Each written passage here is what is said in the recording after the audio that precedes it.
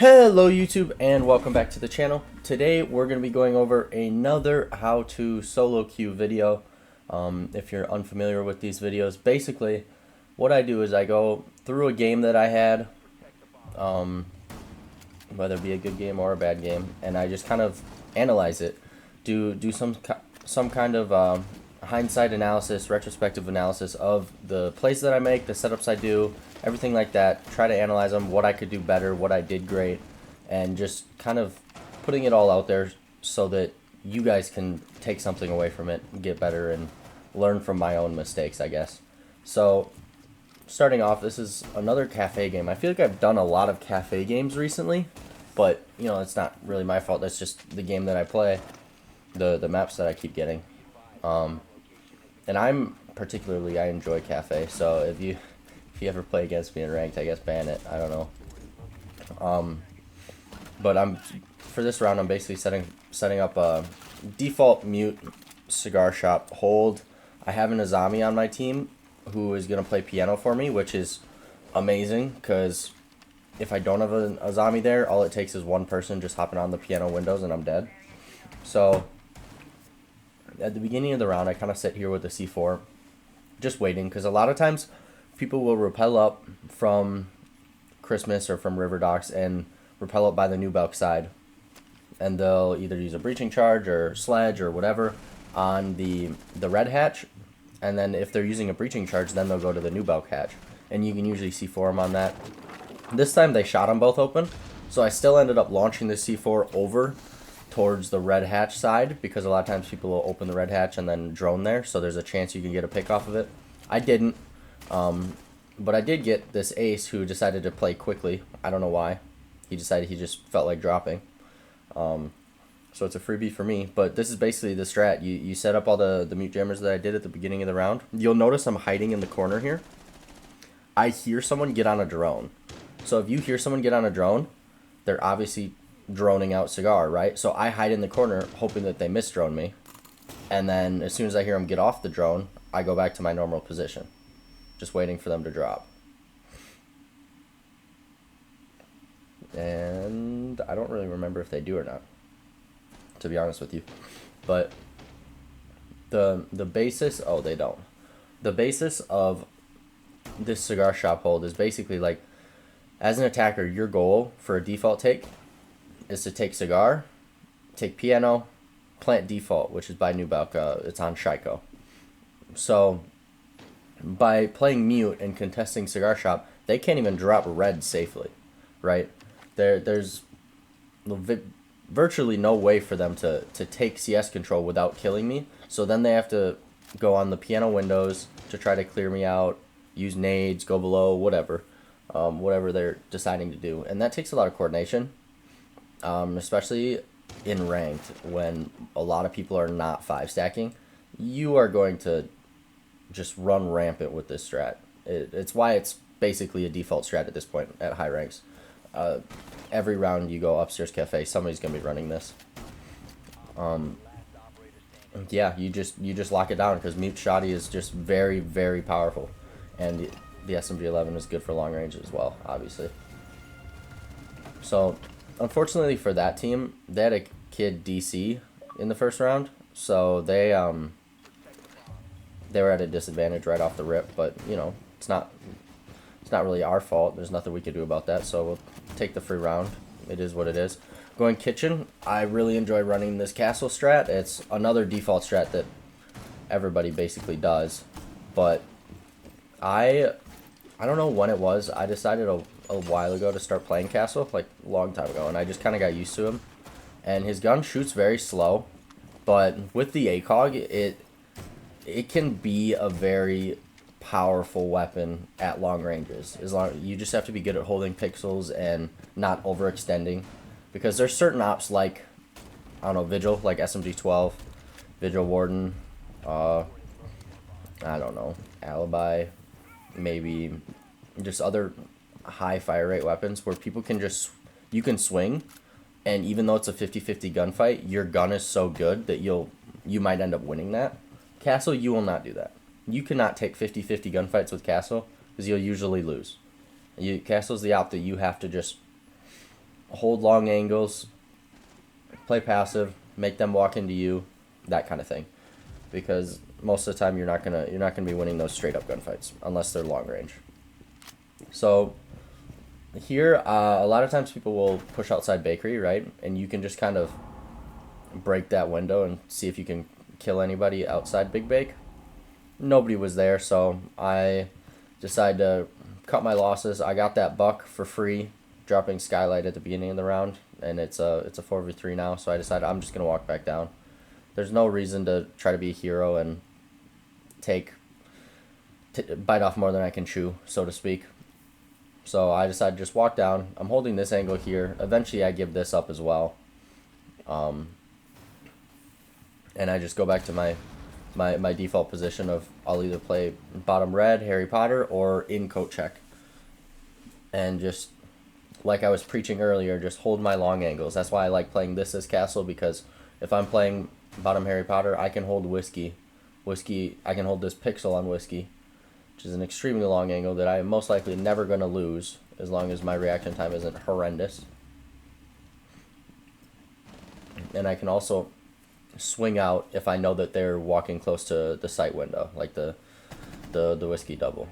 And with this angle, I can also hold freezer window all the way from red stairs, which there's also no way I'm going to lose that gunfight either. Now it is a 3v1. I know that this guy's in bakery, so I'm just going to hold the pixel on the rotate hole. So he's either got to run away or go through bakery, rotate into small bake or into prep. Teammates got prep, so I go into coat check and I just hold this pixel on the small bake rotate and just wait, right? I look over to the right to make sure my coat check is still castled because I wasn't sure. So just double checking that I can't get shot in the back, and then I just hold this pixel for the rest of the round. That's it. It's a 3v1. There's no need for me to walk at him and try to get another pick. I'm sure it would boost my stats if I did end up getting the pick, but if I don't, then it's a 2v1, and I have to rely on my teammates to clutch it up. And with how ranked works, solo queuing, you never want to rely on your teammates for anything, to be honest. As terrible as that sounds, you do not want to have to rely on your teammates. You want to be able to do it all yourself. So, up here in reading, I grab the castle again. And basically, when you're playing reading, the easiest way to take reading for an attacker is to take above, because the entire reading bomb site is soft. It's actually the inner bar of upstairs. Inner bar and cocktail. So you run a castle mirror strat up here, which my random actually played mirror, which was amazing. But I'll usually play the castle, where you castle the windows that I castled so that they can't get on rappel and just kill you for free. You can make these holes, that's seeing into default plant in reading. You'll notice that I'm looking at the mirror and at the wall because our Legion reinforced that wall on the wrong side, so we can't use the mirror. The mirror ends up putting her other mirror in bathroom, so it works out. But you castle the cocktail double, like I did there. You castle pixel, which is the door in Whitehall right next to bathroom door. That's called pixel. Some people call it bitch corner, but pixel's probably a little more politically accurate.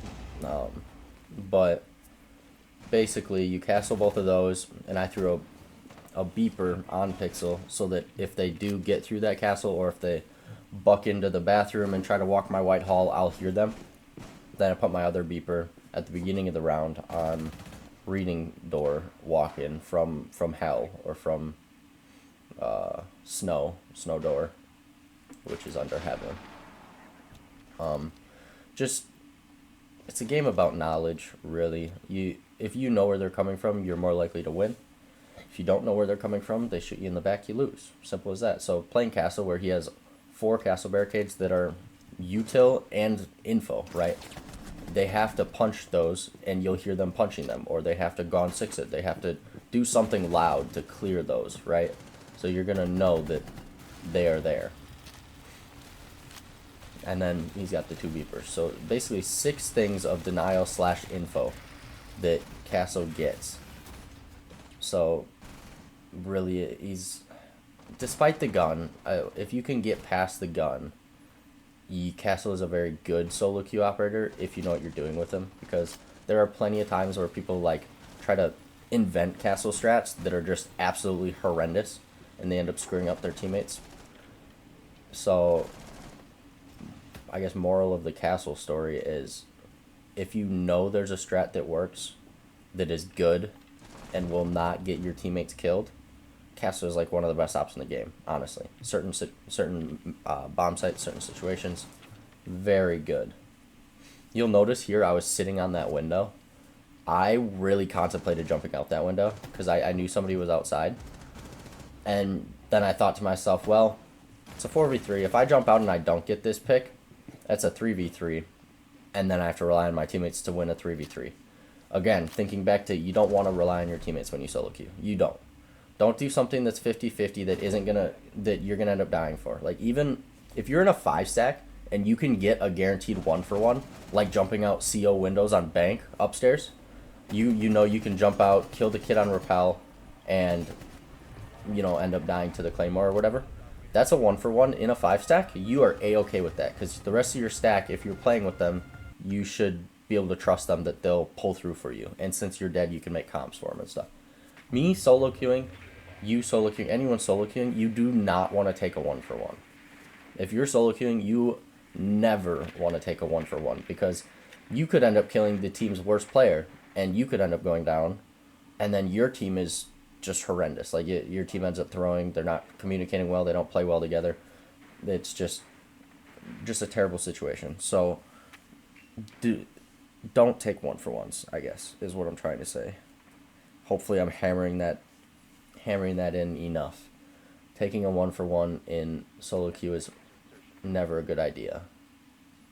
Especially since in solo queuing, the way I think about it is, if I'm still alive, there's 100% still a chance to win the round. When I'm dead, it's completely out of my hands, right? So you have no idea whether you're going to win the round or not. But if you're still alive, you have complete control over whether you win that round or not. There's no other way to put it. It's just 100% you, right? So you'll notice I'm checking those 2 windows down there to see if they're prepped for a hop out, because I'm going to play piano windows on this round. I noticed they have a castle, and there's a mute top red, so they're probably going to be playing cigar shop. So I go down to the piano window, punch it, see if I can get a free kill on mute. I don't, so I decide to shoot open the window.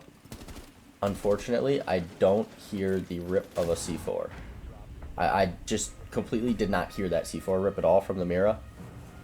It's unfortunate, because if I did, I could have rappelled down, but I didn't, so I end up getting C4'd. It's unfortunate. Sometimes things like that happen. I should have been more aware of it, really. When I'm throwing that drone, I should probably just go down a little lower, a little farther away from from the window, just to be sure.